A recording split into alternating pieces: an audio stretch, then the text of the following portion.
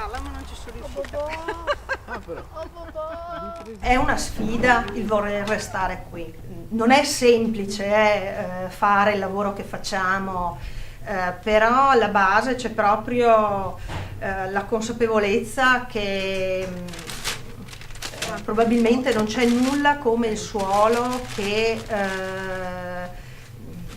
merita dedicare il tempo per lottare, per salvaguardarlo. Cioè noi potremmo spostarci in un altro posto, vendere qui e andare in un posto dove sarebbe molto più facile, più terreno, eccetera.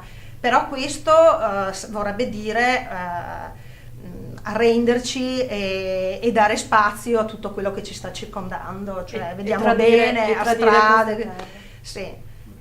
Sappiamo bene, no, che cioè, i 2,5 centimetri di suolo fertile impiegano 500 anni, no?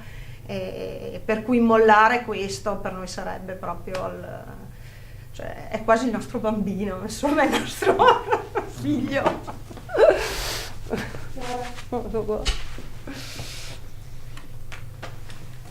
E boh, e